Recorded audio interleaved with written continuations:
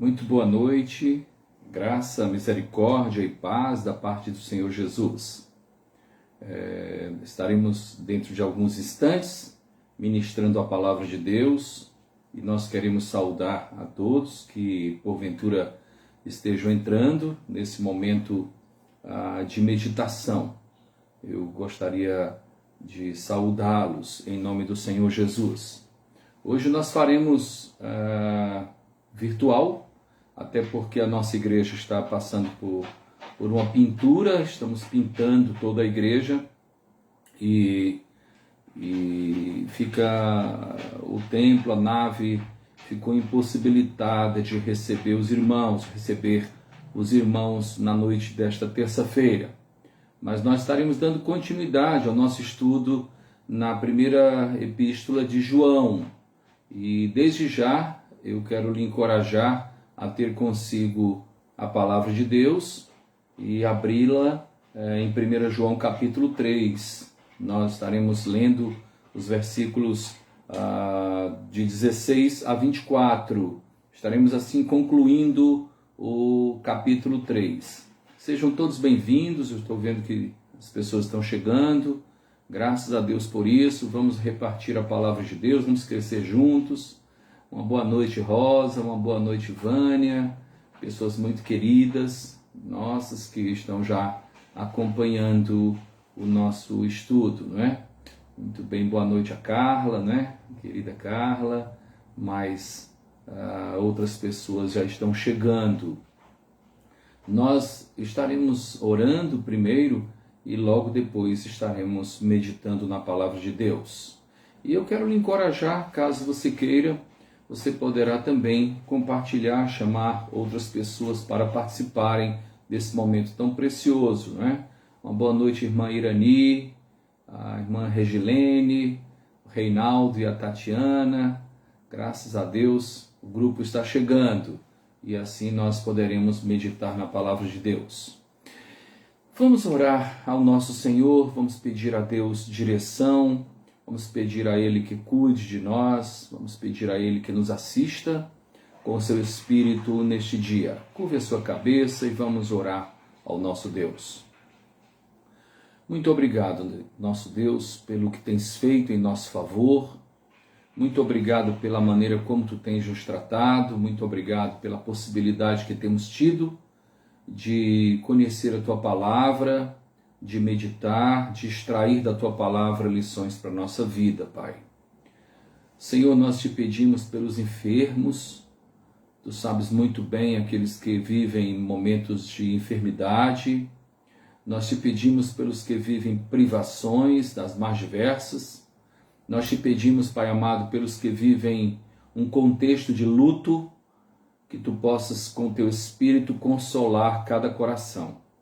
Ó nosso Senhor, assiste-nos nesta hora com o teu Espírito, para que possamos bem compreender a tua palavra, Senhor. Perdoa as nossas falhas e limitações. Nós oramos assim no nome do Senhor Jesus. Amém. Muito bem, nós vamos então ler o texto da palavra de Deus, 1 João capítulo 3, versículos de 16 a 24. Vamos ler e eu quero lhe encorajar a permanecer com a sua Bíblia aberta. Nós vamos meditar nessa palavra e você poderá acompanhar juntamente comigo. E aí nós juntos poderemos crescer no conhecimento, na graça do Senhor Jesus. Vejamos o que diz, a partir do versículo 16, capítulo 3, 1 João. Nisto conhecemos o amor, que Cristo deu a vida por nós, e devemos dar a nossa vida pelos irmãos. Ora, aquele que possuir recursos deste mundo e vir a seu irmão padecer necessidade e fechar-lhe o seu coração, como pode permanecer nele o amor de Deus? Filhinhos, não amemos de palavra, nem de língua, mas de fato e de verdade. E nisto conheceremos que somos da verdade, bem como perante ele tranquilizaremos o nosso coração. Pois, se o nosso coração nos acusar, certamente Deus é maior do que o nosso coração e conhece todas as coisas. Amados, se o coração não nos acusar, temos confiança diante de Deus. E aquilo que pedimos dele receberemos, porque guardamos os seus mandamentos e fazemos diante dele o que lhe é agradável. Ora, o seu mandamento é este, que creiamos em o nome do seu Filho, Jesus Cristo, e que nos amemos uns aos outros, segundo o mandamento que nos ordenou. E aquele que guarda os seus mandamentos permanece em Deus, e Deus nele. E nisto conhecemos que ele permanece em nós, pelo Espírito que nos deu. Amém. Muito bem, nós estamos diante de um texto que traz-nos grandes lições para a nossa vida, e eu gostaria de chamar você a meditar juntamente comigo. Eu gostaria de dizer que durante todo esse capítulo, o apóstolo João fala a respeito da prática da vida cristã. Ele começa falando a respeito do Pai, que é santo, tá? que tem uma ação de santidade em nós. Depois ele fala a respeito da nossa postura diante das adversidades. E depois ele passa a falar acerca do amor entre os irmãos e também da rejeição que nós devemos ter em relação às coisas que nos afastam de Deus, coisas deste mundo que nos afastam de Deus. A partir do versículo 16 que nós lemos, nós passamos a compreender que João está falando para a igreja cristã a respeito de uma realidade extremamente importante, que é a prática daquilo que nós recebemos, a prática do Evangelho, a prática do ensinamento.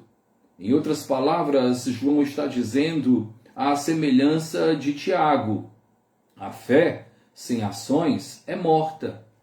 A fé só de língua, só de boca é morta.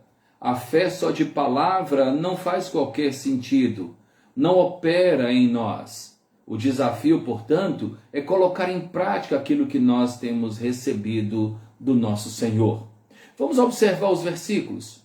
Primeiro, versículo 16, que diz: nisto conhecemos o amor. Aí ele diz, em que nós conhecemos o amor? Que Cristo deu a sua vida por nós. Nós conhecemos o amor na prática de Cristo. Não conhecemos o amor porque ele disse que nos amava simplesmente. Não conhecemos o amor somente de palavras, mas nós conhecemos o amor na prática. Ao entregar a sua vida, Cristo então revelou a essência do amor. O amor praticado, como eu tenho dito, né, aqui em nossa igreja, que amor é um verbo a ser conjugado. Eu amo, tu amas, ele ama, nós amamos, vós amais, eles amam. Então é um verbo, é uma ação, muito mais que uma mera palavra. O amor precisa ser vivenciado, praticado no nosso dia a dia. Depois ele continua o versículo dizendo: nisto conhecemos o amor, que Cristo deu a sua vida por nós e devemos dar a nossa vida pelos irmãos. Nós então encontramos algo muito curioso, né? Você pode observar que todo o ensino bíblico traz consigo, melhor dizendo, todo desafio bíblico traz primeiramente o exemplo do nosso Deus. Então, primeiro ele fala, nós conhecemos o amor porque Cristo deu a vida por nós. E nós, então, à semelhança daquilo que Cristo fez, devemos também estar dispostos a entregar a nossa vida pelo nosso irmão. Esse é o desafio, esse é o ideal de Deus. Que nós possamos sentir a dor que o outro sente. Que nós possamos nos colocar na perspectiva do outro.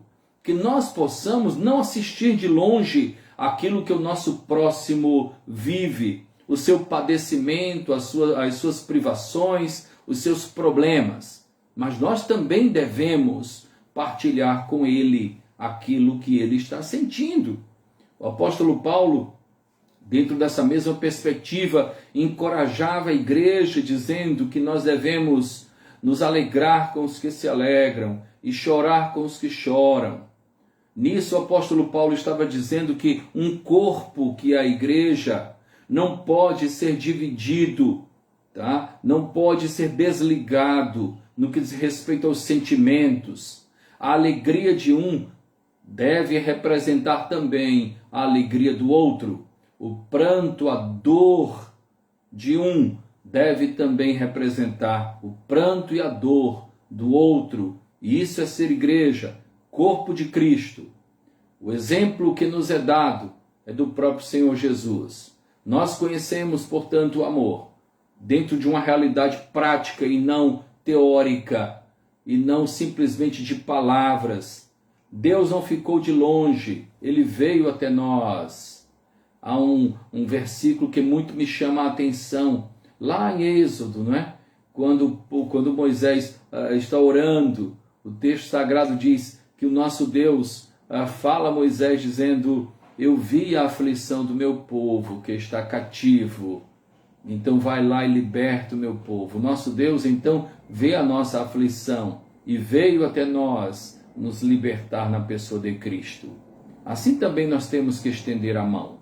Temos também que colocar em prática o amor que nós recebemos do Senhor Jesus.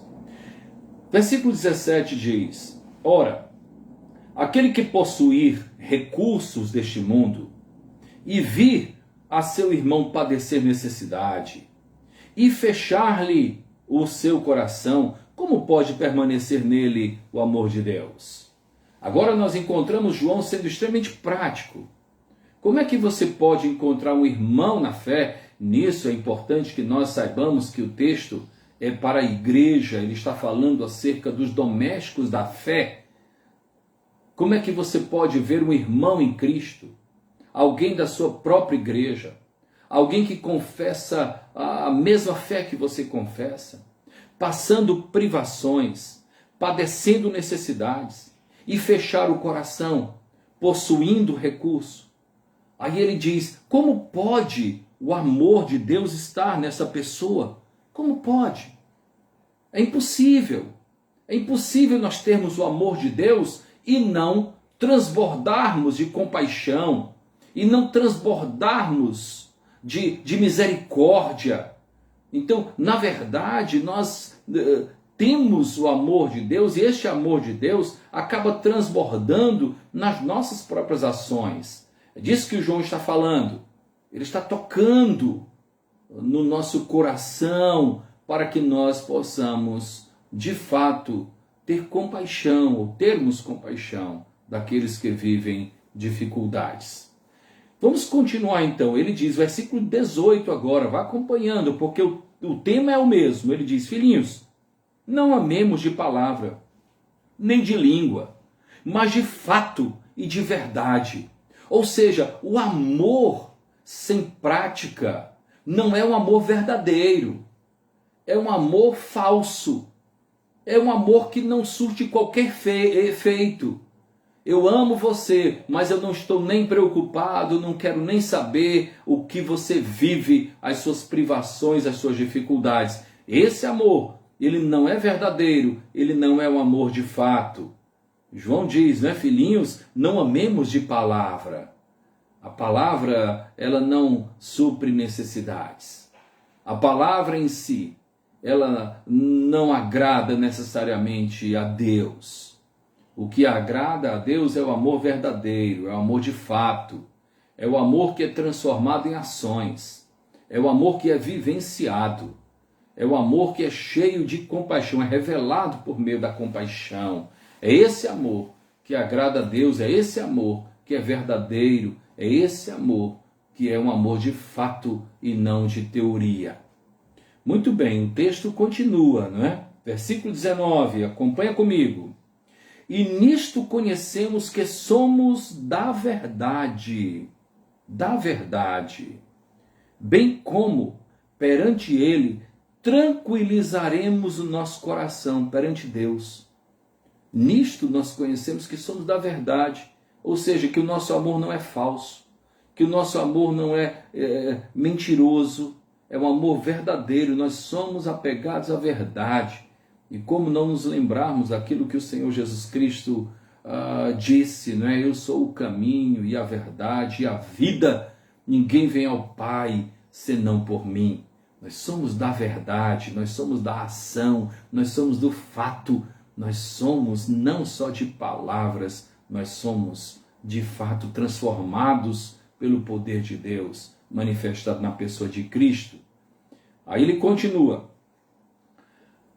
nisto conhecemos que somos da verdade, como perante Ele tranquilizaremos o nosso coração. Ou seja, quando nós praticamos, aí o nosso coração fica tranquilo perante Deus, porque Deus sabe muito bem que nós fizemos aquilo que estava ao nosso alcance. E eu preciso participar, eu preciso vivenciar aquilo que a igreja do Senhor Jesus Cristo é. Através da igreja existem pessoas que, na verdade, especialmente nesse momento tão difícil que estamos vivendo, existem pessoas que nos procuram como igreja, se sentem constrangidas de procurarem outros irmãos pessoalmente, mas a igreja as pessoas procuram, na expectativa de terem uma resposta positiva, de terem um caminho, de terem uma solução, mesmo que transitória, temporária, para o momento que vivem. E é participando da vida da igreja que certamente a igreja sempre terá condições de ajudar a tantos que necessitam. Assim, filhinhos, né, diz João, assim, tá? Não amemos só de palavra, não só de língua, mas de fato e de verdade. E nisto conheceremos que somos da verdade, bem como perante Deus, perante Ele, tranquilizaremos o nosso coração. Porque Deus sabe aquilo que realmente nós temos feito. Ele sabe também acerca de algumas omissões que tantas vezes nós praticamos, né? Deixamos de ajudar, deixamos de participar, deixamos de viver a realidade do povo de Deus, a realidade da família cristã, a realidade da igreja onde nós nos congregamos, né? E participamos.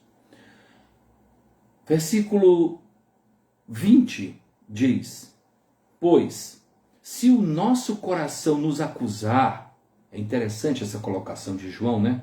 Se o nosso coração nos acusar,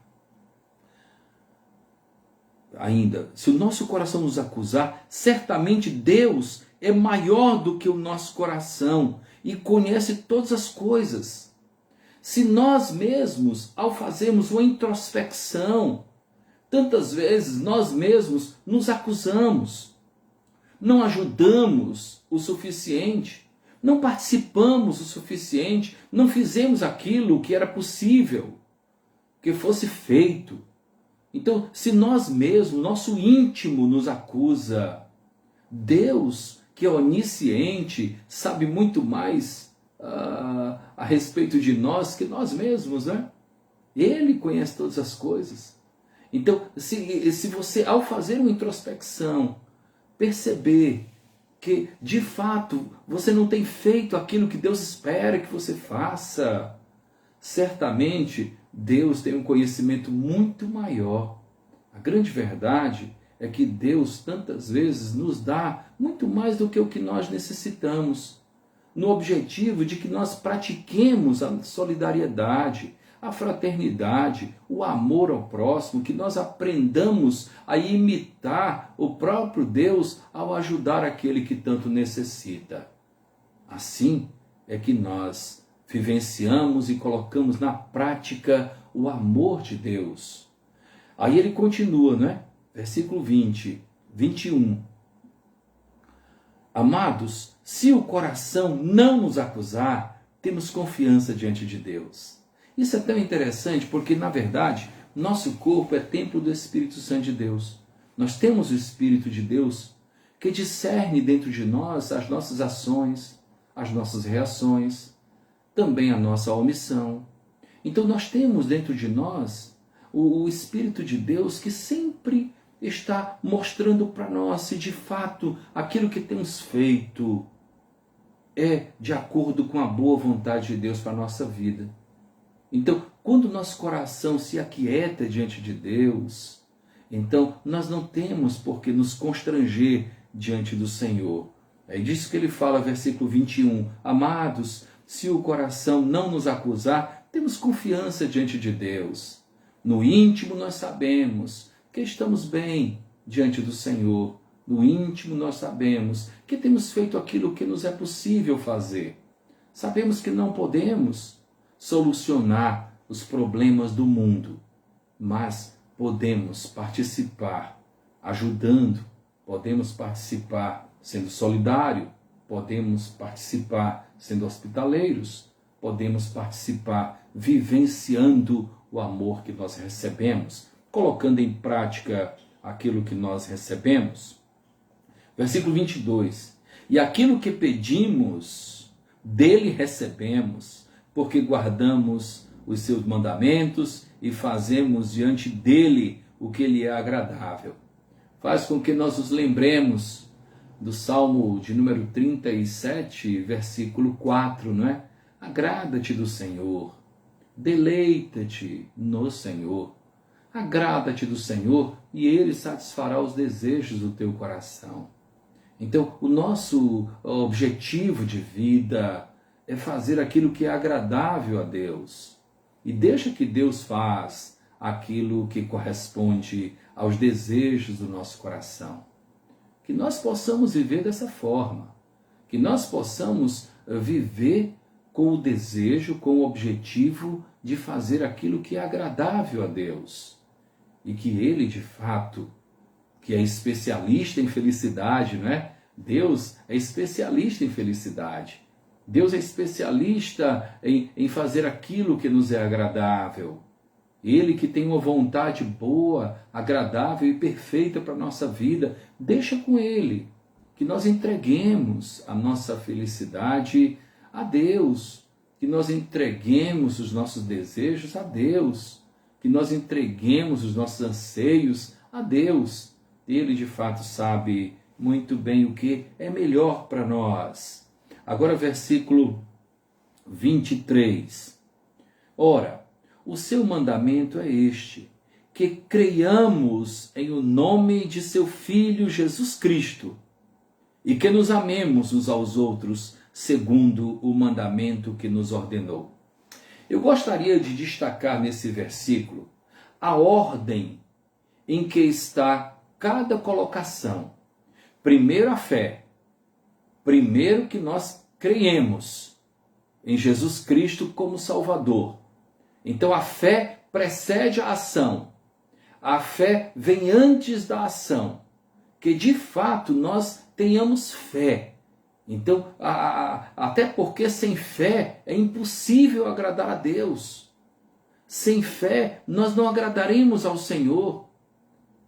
Que nós possamos compreender isso. Então, esse é o desejo de Deus. Esse é o seu mandamento. Que creiamos em o nome do seu Filho Jesus Cristo e que nos amemos uns aos outros segundo o mandamento que nos ordenou. Primeiramente eu preciso ter fé. Acreditar que Jesus é o meu Salvador. Acreditar que Ele é o caminho, a verdade e a vida. Acreditar que de fato Ele é o Filho de Deus. Acreditar que de fato Ele veio ao mundo. Que filho de Maria, filho de José, que Deus colocou Jesus dentro de uma família, que Ele cresceu, que Ele desenvolveu uma vida e que com 30 anos passou a ministrar a chegada do reino de Deus, que nós possamos crer de fato no Senhor Jesus Cristo. Que nós possamos acreditar que Ele é o Verbo encarnado, que nós possamos acreditar que Ele é o Emanuel, Deus conosco. Foi Deus que esteve aqui na pessoa de Cristo. Acreditar que Ele entregou a sua vida por nós. Então eu preciso crer no Senhor Jesus. Tê-lo como Senhor da minha vida. E depois disso, eu preciso amar ao meu irmão, né? Amar uns aos outros, segundo o mandamento que nos ordenou. Esse é o desafio.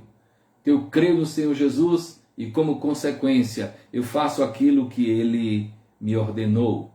Eu faço aquilo que corresponde ao seu desejo.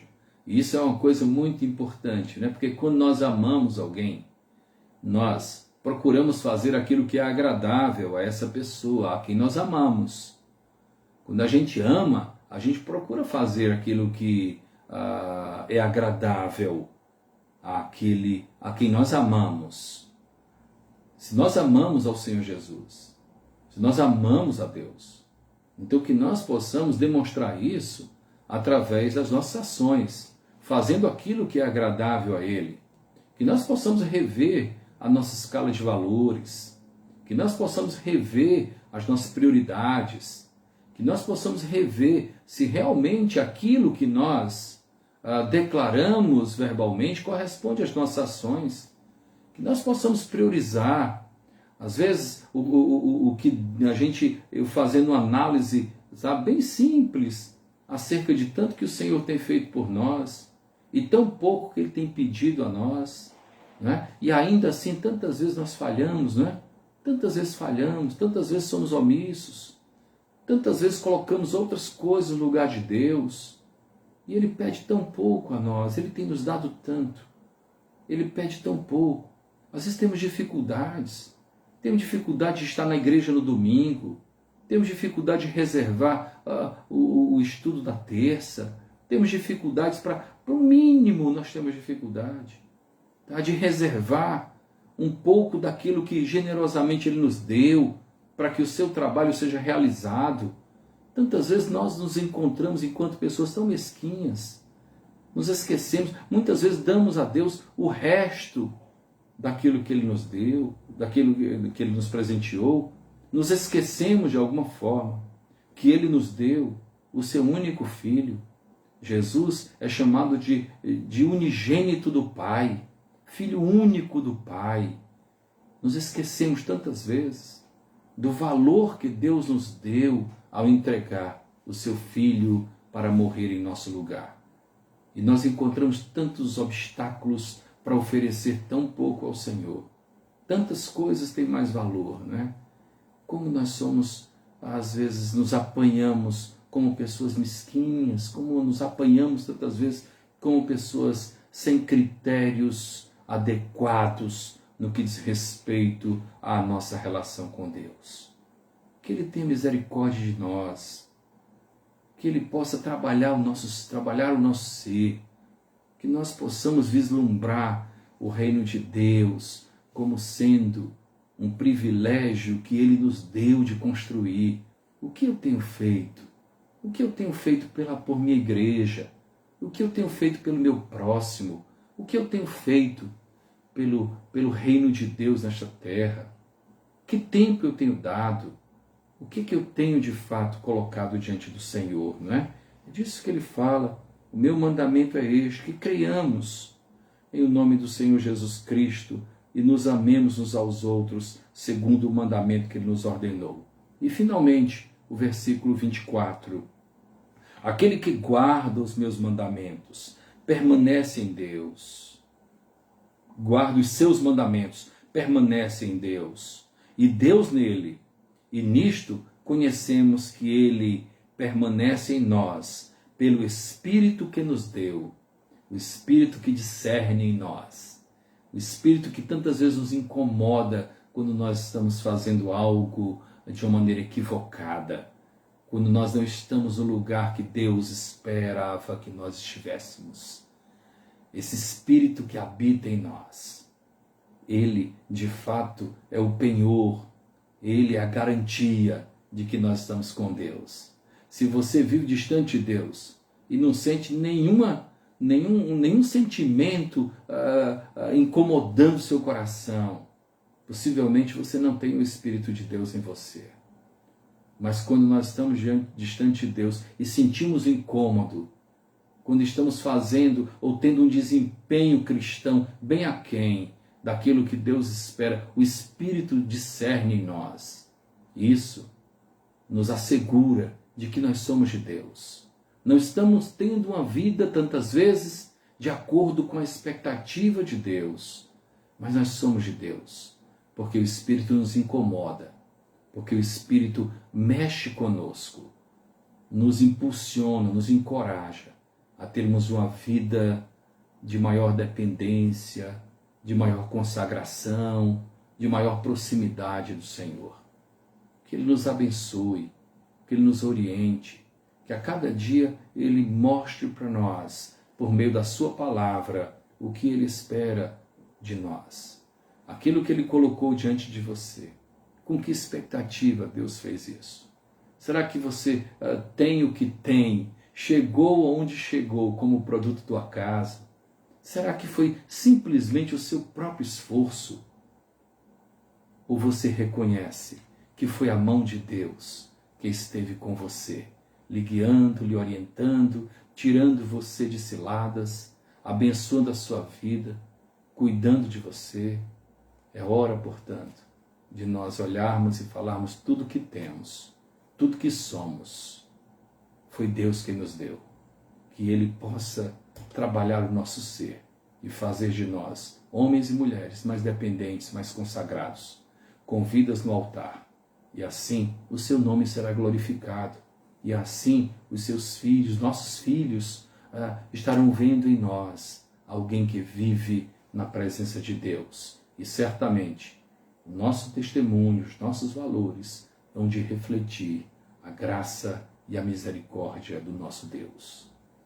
Que o Senhor o abençoe, que o Senhor esteja com a sua família, que o Senhor possa continuar nos sustentando com a sua graça, com a sua misericórdia. Tenham todos uma boa noite. Graça e paz da parte do Senhor Jesus.